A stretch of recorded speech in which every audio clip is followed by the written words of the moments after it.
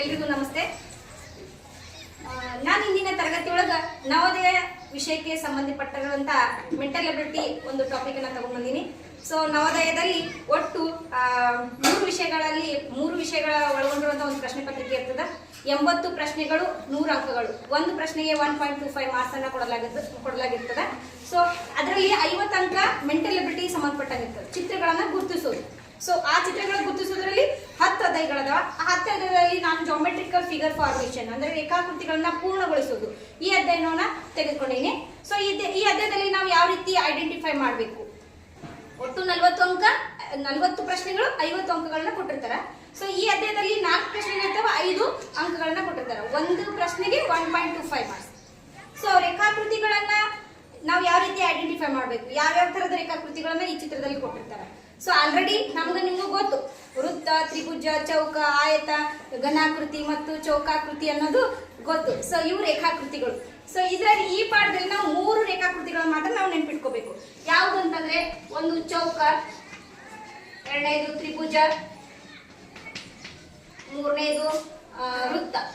So English ನಲ್ಲಿ ಹೇಳ್ಬೇಕಂದ್ರೆ square, triangle and circle. So ಈ 3 ಚಿತ್ರಗಳನ್ನ ನಾವು ನೆನ್ಪಿಟ್ಕೋಬೇಕು. ಕೊಟ್ಟಿರೋ ಆಕೃತಿ ಚೌಕಾಕೃತಿ ಆಗ್ಬೇಕು, ಇಲ್ಲ ಸರ್ಕಲ್ ಆಗ್ಬೇಕು, ಇಲ್ಲ ಟ್ರಯಾಂಗಲ್ ಆಗ್ಬೇಕು, ಅಂದ್ರೆ ತ್ರಿಭುಜ ಆಗ್ಬೇಕು. ಸೊ ಇಲ್ಲಿ ಫಸ್ಟ್ನೇ ಚಿತ್ರ ಕೊಟ್ಟಿನ, ಅದು ಕತ್ತರಿಸಿದ ತುಂಡರಿಸಿದ ಭಾಗ 4 ಆಪ್ಷನ್ಸ್ ಅಲ್ಲಿ ಕೊಟ್ಟಾರ. ಸೊ ಯಾವ ಭಾಗನ ನಾವು ಅದ್ರೊಳಗೆ ಹಾಕಿದೀವಿ ಅಂದ್ರೆ ಅದು ಚೌಕ ಆಗ್ತದ, ಅಥವಾ ತ್ರಿಭುಜ ಆಗ್ತದ, ಅಥವಾ ಸರ್ಕಲ್ ಆಗ್ತದ, ಅಂದ್ರೆ ವೃತ್ತ ಆಗ್ತದ ಅಂತ ಗುರುತಿಸ್ಬೇಕು. ಆಯತ ಮಾತ್ರ ಖಂಡಿತ ಆಗೋಂಗಿಲ್ಲ, ಆಯತ ತಗೊಳ್ಳೇಬಾರ್ದು, ಆಯತ ಮಾಡೇಬಾರ್ದು. ಸೊ ಈಗ ಈ ಚಿತ್ರಗಳು ನಿಮ್ ಕಣ್ಣಿಗೆ ಕಾಣಿಸ್ಲಿತ್ತಲ್ಲ ಮಕ್ಕಳೇ? ಇದರಲ್ಲಿ ಯಾವ ಚಿತ್ರವನ್ನ ಹಾಕಿದ್ರೆ ಅದು ಕಂಪ್ಲೀಟ್ ಆಗಿ ಸ್ಕ್ವೇರ್ ಆಗ್ತದ? ಯಾವುದು? Option B. ಆಪ್ಷನ್ ಬಿ ನಾ? ಡಿ ಯಾಕಾಗಲ್ಲ? ಯಾಕಾಗಲ್ಲ ಅನ್ನೋದು ತ್ರಿಭುಜ ಆಕಾರದಲ್ಲಿ ಅದ, ಚೂಪಾಗಿ ಬಂದೈತಿ, ಕೆಳಗೆ ಚೂಪಾಗಿ ಬಂದೈತಿ. ಹಾಗಾಗಿ ನಾವು ಯಾವ ಆಪ್ಷನ್ ಅನ್ನ ಸೂಟೇಬಲ್ ಮಾಡ್ಕೋಬೇಕು? Option B. ಬಿ ಹಾಕಿ ನೋಡ್ಲಿ, ನೋಡ್ರಿ, ಹೌದಾ?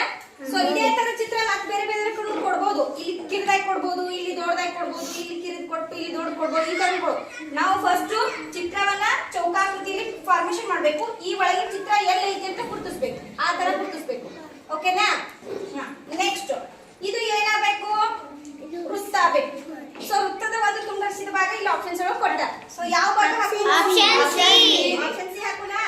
ನೋಡಿ, ಹಾಕಿದ್ರೆ ಏನಾಗ್ತದೆ? ಇದು ವೃತ್ತ ಆಗ್ತದ. ಏನಾಗ್ತದ? ವೃತ್ತ. ನೆಕ್ಸ್ಟ್ ಮೂರನೇ ಚಿತ್ರ, ಇದು ಚೌಕಾಕೃತಿ ಆಗ್ಬೋದು, ಅಥವಾ ಏನು ತ್ರಿಭುಜನೂ ಆಗ್ಬೋದು. ಸೊ ಈ ಚೌಕಾಕೃತಿ ಯಾವ ರೀತಿ ಅಂದ್ರೆ ಈ ತರನು ಮಾಡ್ಕೋಬಹುದು ನಾವು ಚೌಕಾಕೃತಿ. ಆದ್ರೆ ಈ ತರದ ಆಪ್ಷನ್ ನಮ್ಗೆ ಕೊಟ್ಟಿಲ್ಲ. ಕೊಟ್ಟಾರೇನು? ಈ ತರದ ಆಪ್ಷನ್ ಅಂದ್ರೆ ಕೊಟ್ಟರೇನು? ಈ ಭಾಗ ಕೊಟ್ರ? ಕೊಟ್ಟಿಲ್ಲ. ಹಾಗಾದ್ರೆ ನಾವು ಇದನ್ನ ಏನ್ ಮಾಡ್ಕೋಬಹುದು? ತ್ರಿಭುಜ ಮಾಡ್ಕೋಬಹುದು. ತ್ರಿಭುಜದ ಭಾಗ ಕೊಟ್ಟ. ಎಲ್ಲದ ಭಾಗ? Option A. ಎಲ್ಲಿ? Option A. ಆಪ್ಷನ್ ಎ ಹಾಕಿ ನೋಡ್ಲಿ. ಓಕೆ, ಆಯ್ತಾ ತ್ರಿಭುಜ? ಎಸ್. ನೆಕ್ಸ್ಟ್ 4ನೇ ಚಿತ್ರ ಯಾವುದು? Option C. ಬಿ ಹಾಕಿಲ್ಲ, ದೊಡ್ಡದದ. ಹಾಗಾದ್ರೆ ಸಿ ಹಾಕೋಣ. ಓಕೆ, ಸಿ ಹಾಕಿದ್ರೆ ಏನಾಯ್ತು? ಚೌಕ ಆಯ್ತು. ಆಯತ ಬರೆಯಬಾರದು, ಚೌಕ ಬರಬೇಕು.